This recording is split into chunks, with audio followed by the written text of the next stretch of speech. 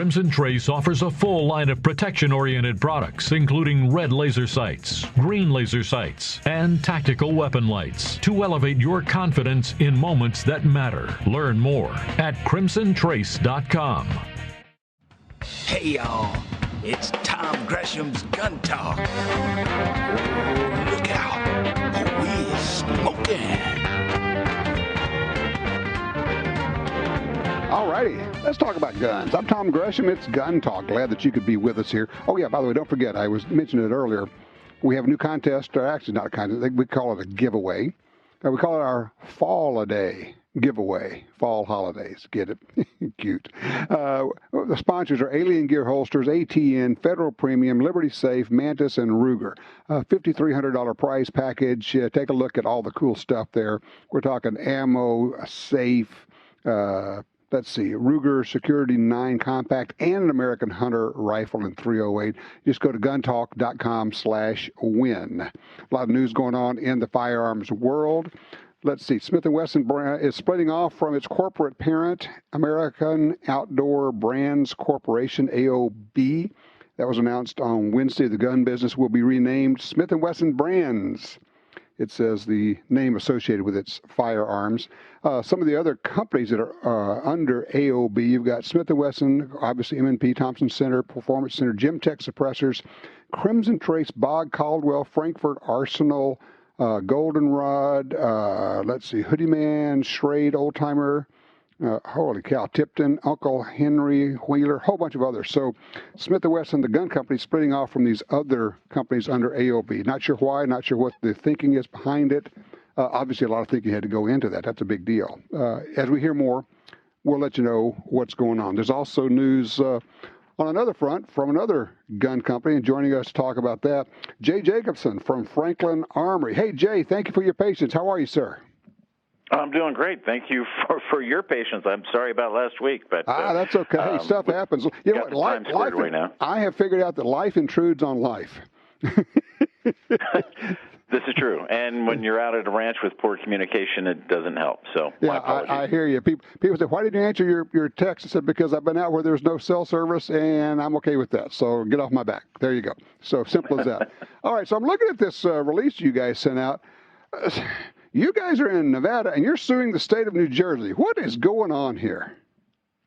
Well, they're breaking the law. They didn't have any law to prevent Reformation from going in there, so instead of just throwing it out there, we contacted them and wanted to get everything squared away, offered to send a sample, waited extra time for their attorneys to review everything. What is Reformation? Explain to people what we're talking about here. So the particular model we were sending in was our 7.5-inch version. It's got a barrel with straight cut lands and grooves. And we do have a manner of stabilizing the projectiles we're working on as far as loaded ammunition, getting that coming to market. But in the meantime, a lot of folks wanted this type of firearm for home defense because with a 7.5-inch barrel, with a stock, not needing NFA paperwork to go with it because it isn't regulated under the NFA because it's not an NFA firearm at all. Under the GCA, they do consider it a short barrel shotgun, but because it doesn't fire a shotgun shell, it fires 5.56, it is not defined as, it is defined as a short barrel shotgun under the GCA, but not under the NFA. So a state like New Jersey, the way they orchestrate their laws is very similar to the way they're written on the NFA. So again, it wasn't a short barrel shotgun under their definitions. Okay, so what we've got here, essentially an AR, an MSR pistol that does not have rifling as such because it doesn't spiral. It's straight cut rifling. How am I doing so far? Well, I kind of hang my hat on doing very technical things. That's how we earn a buck around here. So pistols are regulated in New Jersey under their assault weapon ban. So if it was a pistol, that'd be problematic. But because it has a stock, it can't be a pistol. And if it had actual spiraled rifling, of course it would be a rifle, and that would be problematic. So I avoid the word rifle altogether and just call it straight cut lands and grooves for the barrel. Okay, so straight cut lands and grooves, and does this become an other weapon, or It's kind of like the Exactly. Mossberg Shockwave in that category? Exactly. If someone was transferring it on a 4473, they would actually write down non-NFA SBS. Okay, so you make this gun. It's made for a particular use. It would, as I think about it, it makes a lot of sense as a home defense gun. Even if the bullets aren't stabilized inside of the room distances, it'll be terribly effective and would work very well. So what happened with New Jersey? What did they do to you guys?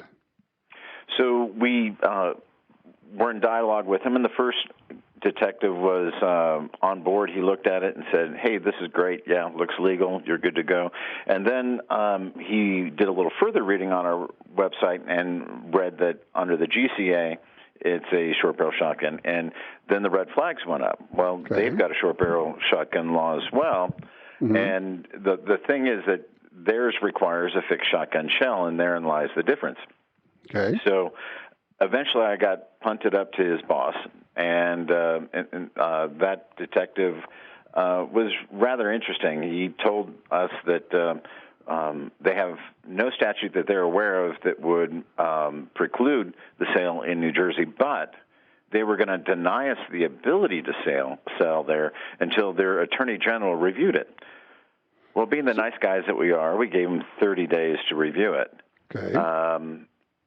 They didn't have anything at the end of 30 days, and we said, all right, we're moving forward. And this is about the time we were at NRA. I remember being in Indianapolis, and all of a sudden my phone's blown up because a dealer was told directly they cannot transfer that firearm. So now they're interfering with our business without any legal reason to do so. Okay, and they actually said, look, there's no legal reason for us to stop this, but we're going to stop it. Yeah, it's not approved yet.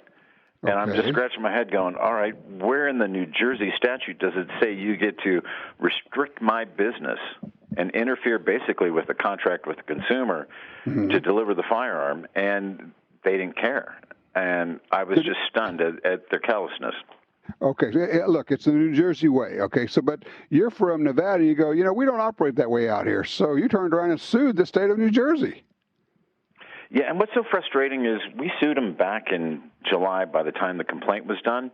Mm-hmm. And as far as when we filed it, so basically what you have to do is file an intent and then wait 90 days because that's the way their law is written. If you're going to sue the state, you got to let them know ahead of time you're going to sue them. Okay. Isn't that crazy? Yeah. And then during that time, they didn't reach out to us. They didn't try to reconcile it. I mean, there's a 1983 federal statute that they're denying our rights under a color of authority. They're going to end up paying if we win. I mean, this is not going to be cheap. And I'm a pretty easy guy to get along with, but then they end up doing this kind of stuff, and it's like, well, you step in it. You prohibited us from doing our business and profiting as we should because we're busting a nut over here trying to make things happen, and they did it very capriciously and willingly. I mean, they knew that they didn't have the legal foundation. Well, but now you know what I'm sure people have said. You're not going to win this in New Jersey, and they're the government, and they're just going to spend money and basically wait you out until you get tired or run out of money.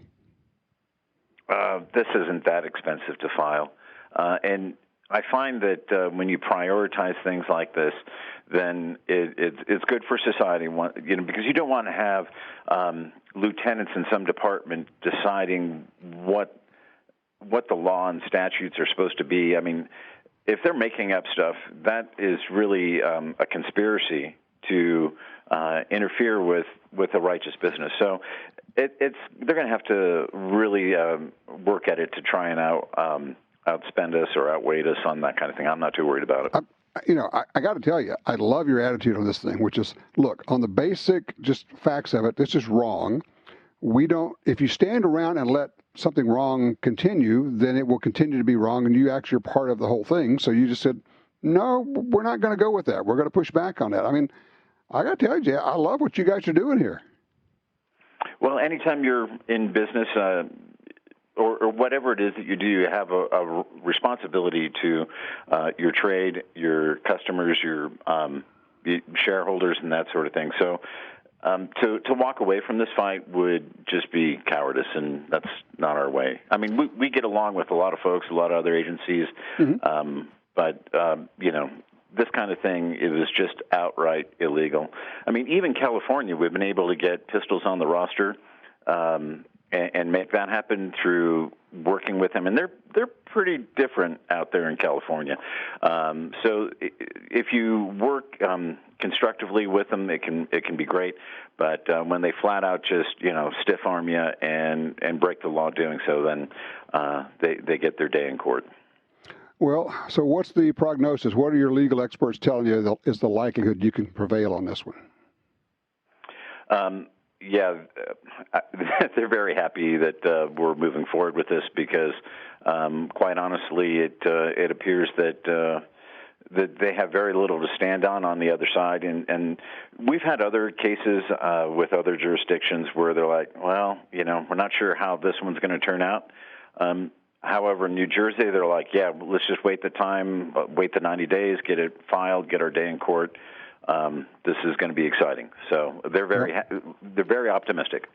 All right, well, keep us posted. I want people to take a look at your website, franklinarmory.com. You can see all these cool guns you guys are making, and also you're pushing back against these gun banners, and that's what they really are. Again, Jay, thank you so much for doing this, and please keep us posted, okay? One more thing, Tom. Yes, sir. We did put a $5 deposit for New Jersey residents that want to purchase a Reformation by getting the deposit on file in case they change the law. That may provide standing for the consumer in case they change the law while we're going through all this. So just want to throw that in there. Right. And, do you need any help from anybody? Yeah. Do you need any help from any consumers or anything in New Jersey? We've already got a individual that purchased and was denied, so we're good on that standing. But just in case any of them had any interest, if they put a deposit in, it might give them standing going forward. Oh, in case they change it. Good deal. Again, Jay, thank you so much. I really appreciate it. FranklinArmory.com. There you go. All right, 866 Talk Gun. We will be right back.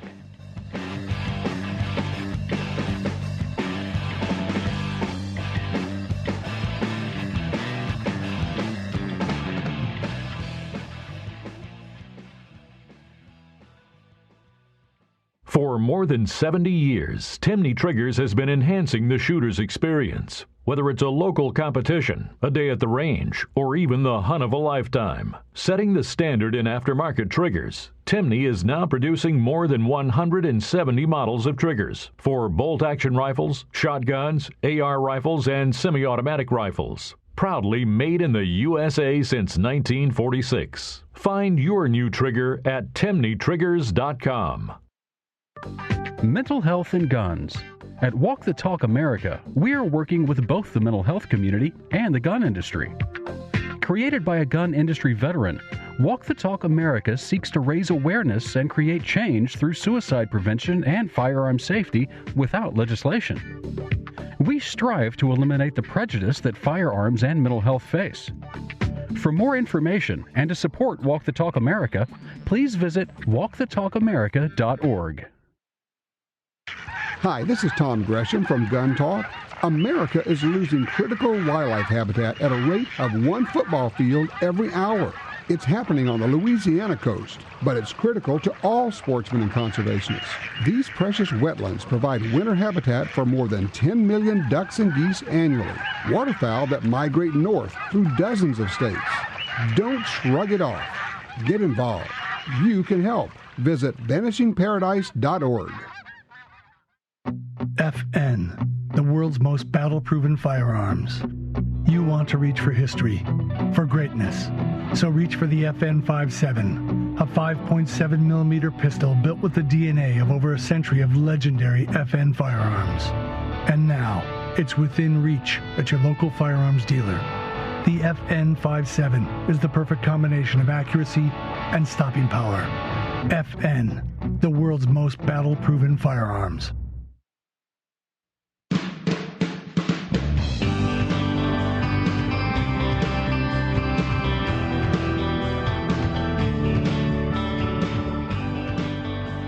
You know how we keep being told that the very idea that people use guns in self-defense, that's just a myth. It doesn't happen. I mean, we have this quote-unquote epidemic of gun violence, which is really hard to understand when you reduce something by half. It's hardly an epidemic. Murders are down by half. Gun violence is down by 70%, according to the FBI. So supposedly it's a myth that people use guns in self-defense. But something interesting is happening. For many years, in fact, John Lott, the famous researcher, wrote a book called The Bias Against Guns, and he documented the media bias. Basically, where they either won't report on self-defense gun uses, or if they report on a situation where guns are used in self-defense, they either minimize or take out the part of the story where a good person, woman or man, used a gun to stop the crime. Go look up the reports on the Sutherland Springs church shooting. You will find that the role of the good guy, the Samaritan, who heard about a shooting, heard the shooting at the church, ran barefooted, grabbed his AR-15, ran barefooted, and shot and stopped the shooting, shot this guy. Seemed like that would be an important part to include in a story if you were actually a journalist. If you go look up the Appalachian School of Law story of the school shooting there, you will find the part removed from news stories where two students ran to their cars, got their guns, came back and confronted the shooter, pointed their guns at him, and he gave up. Some of the stories will say he was stopped by two students. Some will say he was knocked down by two students, not actually true. They ran to their cars, they got their guns, they came back onto campus, because they weren't allowed to have them on campus, pointed their guns at this guy, and he stopped and gave up. Appalachian School of Law, you can look that up. Pearl, Mississippi, school shooting. The assistant principal runs to his car, gets his gun, comes back, stops the shooter. Doesn't have to shoot him, points his gun at him. Young man gives up. That tends to be left out of those stories. But something's changing. And that's kind of my point here. Something's changing. We're getting more and more reports of self-defense gun uses. I'm not sure exactly why, but the media is not burying them, at least to the extent that they used to. I see this story that, let's see, actually this was earlier this year. So I look at the date on it. Let's see, 19-year-old man was shot to death while attempting to rob a woman on the this is Chicago, Fernwood neighborhood in the far south side. Let's see, he displayed a weapon, tried to rob her. She had a gun, took out her pistol, fired one shot, striking him in the neck. He died. She lived. It works. Self-defense gun use all the time. All right, let's go to line one. Bill's with us out of Liberty, Missouri. Bill, you made it on to Gun Talk. What's on your mind? Hey, Tom, I just purchased a SIG 320, and I don't know if it's one that's got the bad trigger or not. So how would I know? Contact them. Contact SIG and just say, hey, I got this one. I got this serial number on it. Is there anything I need to know? In fact, you may be able to go to the SIG website. If there's a recall, it'll have the information there. If you just bought it and it's brand new, it's did you buy it new from a store? Yes. Probably not covered by any kind of recall, but, it's not a bad idea, honestly, for any gun, if you buy a gun, just to pop onto the website of the manufacturers and find out if, in fact, there's a recall, because they publish them immediately. And if there's something that they would like to get that gun back for, they will get it back and take care of it and send it back to you. But it should be okay. The SIG 320, by the way, is a really good pistol. That's what the military is now using. Yeah. Last week, I thought maybe I misunderstood you, but I thought I heard you say that if you saw somebody open carrying, you was going to call the police. Is that correct? No, never said that. Never would do that. People get confused by this. Let me cover. I just had somebody on Twitter say, "I know that you don't like open carry." I go, No. I've never said I don't like open carry. I said I don't like the yahoos who carry their ARs and their AKs over their shoulders, open carrying rifles into restaurants to frighten the patrons as a way of making a point. I think it's counterproductive. I don't think it wins us any hearts and minds. And in the latest case, In Oklahoma, it actually got a chain of restaurants to put up no gun signs. So that's not a win. That's a loss when we put up no gun signs. But look, I have open carried handguns. It's not my preferred method, but I do it occasionally when it is appropriate for me and it works for me. Other people can open carry. It's honestly, I just think that it is not productive. It doesn't help us win on the gun rights side when people walk into stores wearing their rifles over their shoulders. Now, let me ask you, what do you think? I totally agree with you on that, but on the other hand, I think that, like you've always said quite a bit, that one right is just as important as the other right. And I realize they have the right to do that, but I do agree with you. It don't look good. It don't look good on us, and I wish people wouldn't do it. But I do agree that they should have the right to carry open if they want to, whether it's a handgun, shotgun, or whatever, you know? Yeah, and I understand that. I guess, I get to be more practical about it. I say, okay, what is our goal here? Is our goal to call attention to ourselves? So that's what I think a lot of these guys are doing, because there are no women basically doing that, or very few. Or is our goal to win?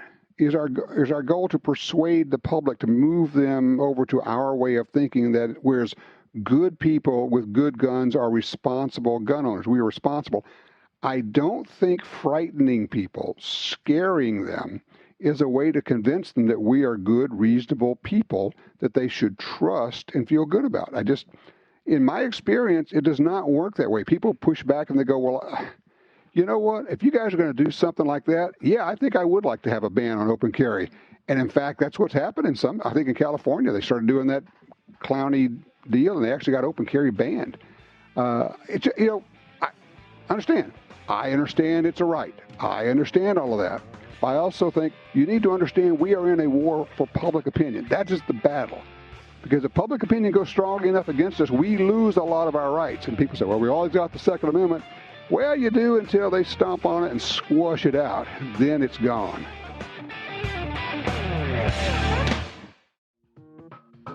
A girl can't go wrong with something in basic black, like an AR-15.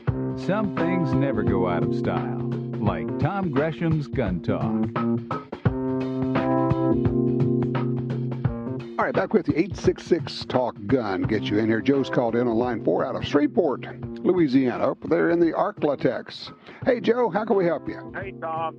I'm all on board these days with the AR platform for home defense. I switched from semi-automatic shotgun or pump shotgun now to AR pistol, and I know you've addressed some penetration issues in the past, but when I talk to people and tell them that's what I've done, it's like, over-penetration. So I just wanted you to address I know you've done some research, and where can I do some reading? And are we talking 5.56 and 2.23, or is it one or the other? So it doesn't matter. No. Stay with me for a minute, okay? Because I want to address this with you. There's no difference between 5.56 and 2.23 from a practical standpoint. Here's the deal. If you go on YouTube, look for Gun Talk Media, Season 4 of the show Gun Talk, our show. It's called Ballistic Myths, Episode 3, Part 1. I'm looking at it right now. We built walls. You don't have to read about it. You can actually see us shoot through walls. We built these sections of walls with 2 pieces of sheetrock on 2x4 frames, separated by the 2x4 distance. And then on the last wall, we put insulation in there and then exterior siding on the last wall. So we had 1 wall, 2 walls, and then an exterior wall. And we shot them with 22 rimfire, shotguns, slugs, buckshot, different kinds of handgun ammo and rifle ammo. What we found was that pretty much all the handgun ammo would go through all 3 walls, 9mm, 40, 45. Slugs go through all 3 walls, no surprise. Buckshot goes through all 3 walls. What else went through all of them? That's primarily it. 5.56, 2.23 would get through 1 wall and usually stick in the second wall. It would not get through the second wall. Birdshot, of course, would blow through 1 wall and hardly even pepper the second wall. But rather than try to find something to read, it's much more persuasive, I think, if you say, hey, look at this video. These are people actually shooting, actually testing this stuff. And you're right. I don't care how many times you tell people, yes, I think the AR-15 platform is really good for home defense. The first thing they're going to say is over-penetration. You'll shoot through every house in your neighborhood. You go, well, really? Where did you hear that? Well, I heard, or it's a rifle, or and I always say, how about test, don't guess? What do you think? Well, that sounds outstanding. Now, what about ammo? What were you all shooting? And we talk about that in the test. We actually show the boxes of ammo and what we were shooting. But for the most part, it was defensive expanding ammo for the handguns. Okay. For the rifles, it was FMJs. Okay. Well, thanks so much. I'm going to go check it out. Yeah, just and for everybody else, go look on YouTube. Look under Gun Talk Media. We have this channel with thousands and thousands of videos there. What you're looking for is and you know what? Just do a search once you get to our website, our channel there under Gun Talk Media. If you search for wall penetration, that's what I just did to find it. WALL, wall penetration, and you'll find it's actually like 3 different videos there. There's ballistic myths. It's episode 3, part 1, 2, and 3 probably. But it's us shooting through these different walls and finding out, what penetrates and what doesn't. Just, boy, there's a lot of myths out there about the whole deal. Let's see. Line 5 is Paul's with us out of Reno, Nevada. Hey, Paul, thanks for calling in. Hi, thank you. You bet. I'm calling about the gentleman that was questioning about his glasses for shooting. Oh, yeah, he had progressive bifocals. Bifocals, yes. So I used to do a little bit of competition shooting. Uh-huh. What I found was a pair of straight bifocals worked best. I got a pair of sunglasses, but get a lens that's a little larger than you normally wear, actually a lot larger.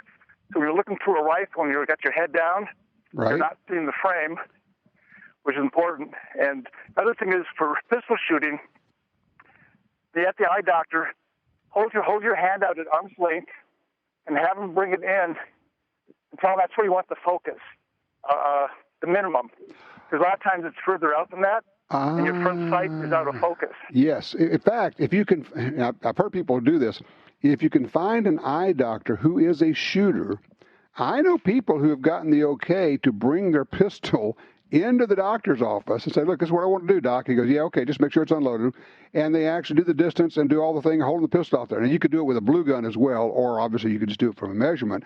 But, Paul, you make a really good point. If you're serious about this and you want to get your bifocal set up for pistol shooting, you want it to set up not for reading distance, which is 18 inches, but for, 24 plus inches for your front sight out there, something like that, right? No, get the bifocal set up for reading.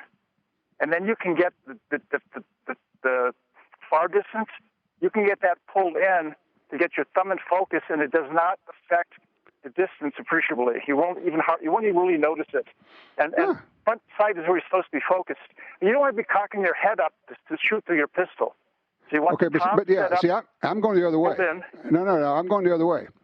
I want the bottom part to be set up for distance. I want the top part to be set up for the pistol. That way, when I tilt my head down ever so slightly, I'm looking through the bifocal, and the front sight comes into sharp focus. But you can do that with both. I did this with my eye doctor. We went through. I used my thumb. I told him what my purpose was. Right. He set it up so that my top bifocal focused my thumb in, but also distance. So that way I could see both. And so my target off the distance was basically as sharp as it had ever been. Unnoticeable, but my thumb was in. I think it's going to depend. I think it also depends on how much correction you need for your front sight. If you need a 2.5 to get a front sight in there, you're not going to have clear focus at distance. Look, I got a scoot here. I appreciate the call. I guess each person's just going to have to experiment with it and figure out what works for him or for her, but I appreciate it, and I appreciate you sharing your experience with that. The main thing is, don't just put up with whatever you got. Go address it in some form or fashion. Go talk to, and really, honestly, if you can find a doctor who's a shooter, man, you are miles ahead. That'll really work for you. 866-TALK-GUN.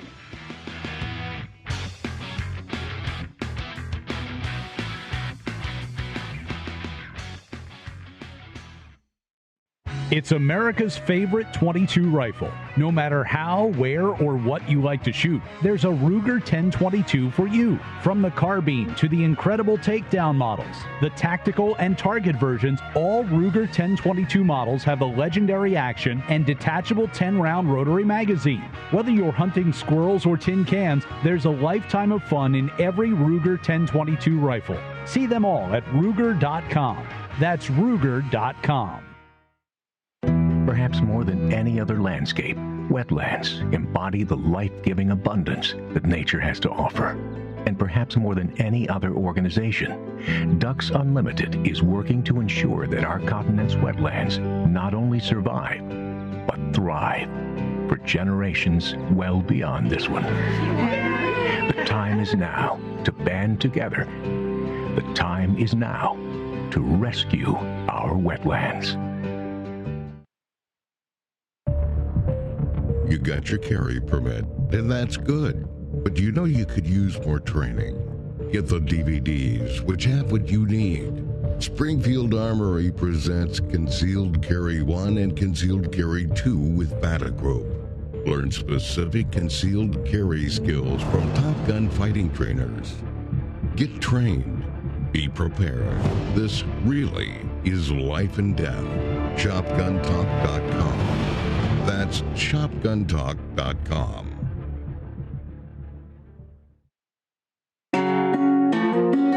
For 36 years, the U.S. Sportsmen's Alliance has been fighting to protect hunting, fishing, and trapping for sportsmen from coast to coast. Today, we are under constant attack from extremist animal rights groups who want to end your ability to hunt in the U.S. Join us to protect our sporting heritage and our way of life outdoors. To join or for more information on how you can help, go to ussportsman.org. That's ussportsman.org.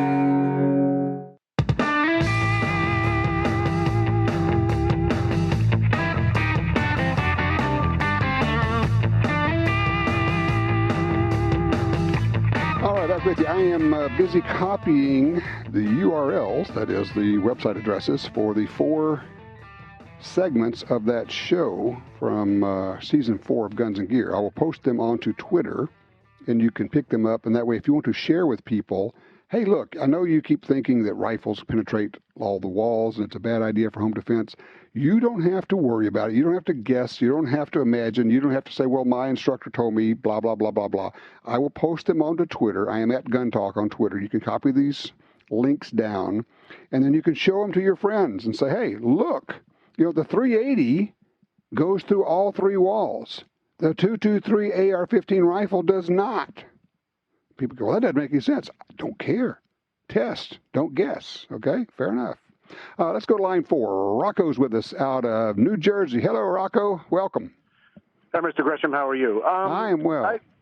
Good. I'm noticed something. I'm an educator, okay, in the firearms culture, and I also like to be educated. Okay. And I take anywhere between 4 to 6 classes a year. Okay. Now, the last 4 classes that I've taken by quote unquote professionals, I've noticed a kind of disturbing trend. At least I think it's disturbing. And I wanted to know if anybody else has seen a pattern out there. But the last 4 classes, the instructors actually swept the muzzle. Now, they said it was unloaded, and, yeah, they verified it. They verified it with others. But they actually swept the muzzle on their students and also their co-instructors to demonstrate a drill. I'd like to know if people are starting to see that out there, and is this something that's becoming a standard practice? Because if it is, I don't know. I think we got a bit of a problem here. What were they demonstrating? All right, so basically they were demonstrating different things. For instance, like I'll give you an example. Close quarter combat, okay?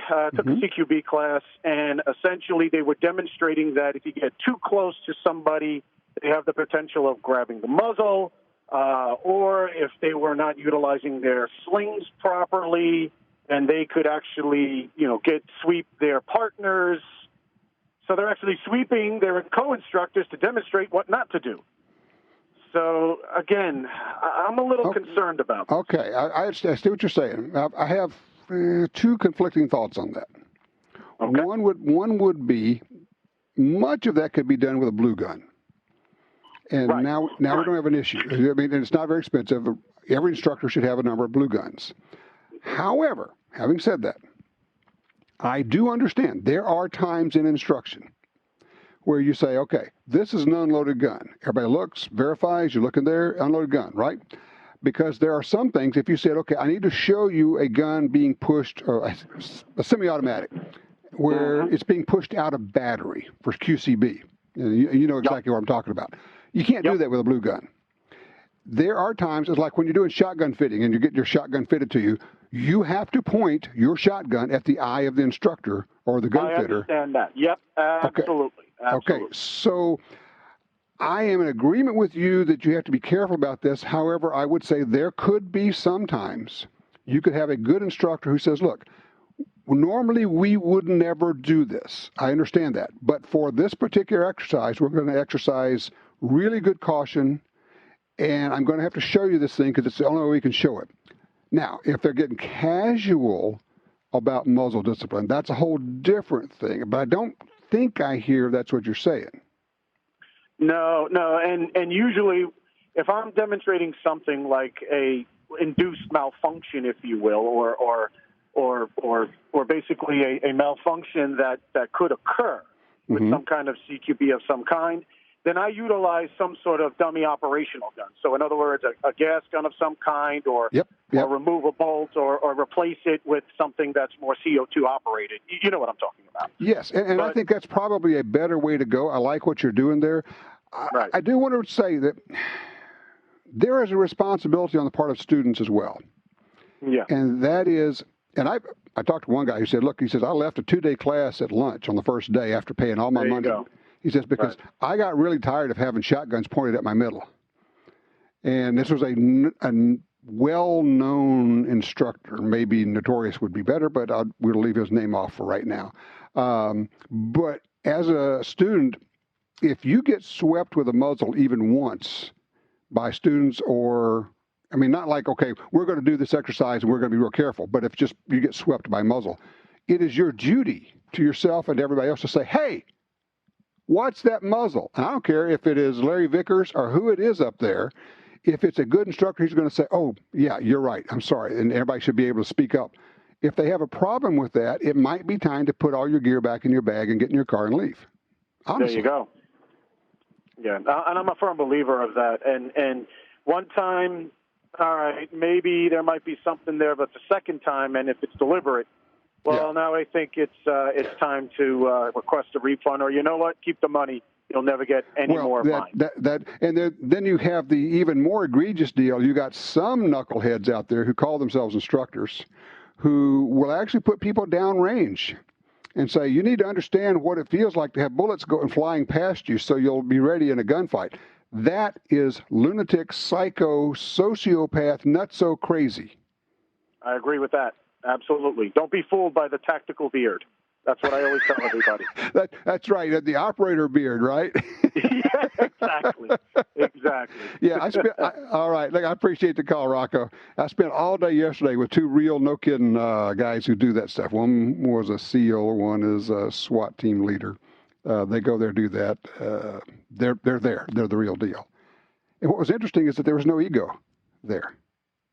It was just, let me show you here. Try this. Okay, I see what you're doing there. You're pretty good at that. But let me give you another way to think about that. Man, I love that kind of instruction, because what they didn't just show me, they showed me why. And they showed me, this is why we do it. Think about this.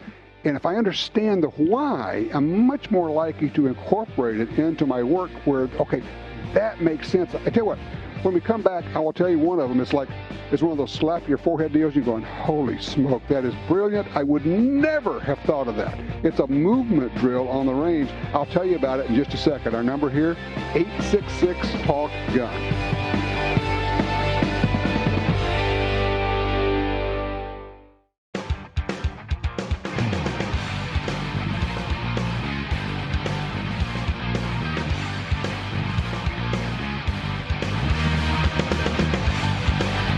In just a few minutes, we're going to be talking with an expert. He's kind of the guru guy on Ruger number 1, single-shot rifles. It's a really fun rifle. But right now I want to tell you about this little episode I had yesterday. I had a full day of training. It was actually ended up being a tutorial. There's supposed to be, I thought there'd be more people in the class. I said, well, how many you got in the class? They said, just you. And I said, well, you guys don't have to do this for just me. They said, no, we're going to do this. So I had 2 instructors for me. But I was mentioning the whole NTOT thing. I never thought of that, right? So on one drill, we're using the AR. Okay, let's shoot, and we're going to move over to that barrier over there. So I got to move, I don't know, 20, 30 feet. So I'm shooting left-handed. Moving to my left, not a problem. Move. But if I got to move to my right and try to keep the gun up, there's a problem. And the guy said, well, look, stop. He says, look at this. And you got to kind of follow me and imagine this. If you're facing away from say you're facing 90 degrees from the target, but you're aiming in on the target. And if you want to walk to the target, you just shift your feet so they point at the target. He says, your feet should be pointing in the direction you're going. He says, no more of this side hopping and side walking deal. Point your feet where you want to go. He says, if you're facing the target and you want to move at a 45-degree angle, keep the part from the belt up facing the target. Keep the gun on the target. In this case, it'd be the threat. But shift your feet, just roll them around like on your heels, 45 degrees to the left or the right, and start walking that way. I said, well, that's slick, man. I can just turn my heels, and then I'm walking this way. And I said, but what about, and if you're right-handed, imagine you've got the gun on your right shoulder, but you need to move to your left. Let me see, is that right? Yeah. Got to move to your left. But you can't turn your feet to your left and keep the rifle on your right shoulder, right? He says, wait, try this. I said, okay. He says, imagine you got the gun here on your right shoulder. You're facing the target. He says, but you want to move left. Turn your feet 90 degrees to the right. But I want to move left. He said, yeah, turn your feet to the right so that your feet are pointing to the right. Keep your gun on the target. Now walk backwards. No. Really? Yes. Now we can keep the gun on the target. We can move to the left to where the cover is and never put the gun down the whole time. We're heeling and towing backwards, not going fast, because when you move backwards, got to be careful to make sure that the edge of the earth isn't back there and you fall down. You got to make sure that your back foot feels something before you put the weight on it. It was one of those you're going, really? I would never have thought of that. And that's what I keep saying. You go to people like this because we all have jobs. We have things we're doing all day long. Thinking of this stuff is their job.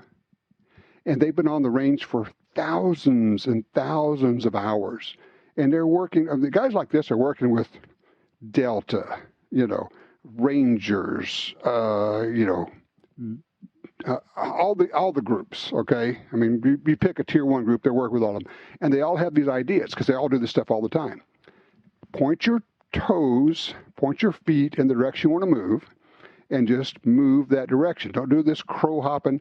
Here's the deal. If you're in a class with 20 people in line, all they can do is get you to take one step to the side or one step to the side, because you can't have 20 people all rushing in one direction with their guns out. This is not going to work. But if it's just you out there, you can start working on things that actually make more sense. Instead of doing a range movement, you could do a true defensive movement. Maybe shooting, but in this case, what we're doing is shoot. Now it's time to reload. Reload while you're moving, and while you're doing it, while you got this gun unloaded, get yourself moving and go find some cover, or move fast to cover, and then do the reload behind cover. Makes sense. Why are you going to stand out there in the middle in front of God and everybody, where bullets may be flying, and reload that gun? Get moving. Get behind cover. And if you got to move to the wrong side, maybe you turn your feet the other direction and go backwards. Very cool. When we come back, the Ruger number 1, one of my favorite platforms.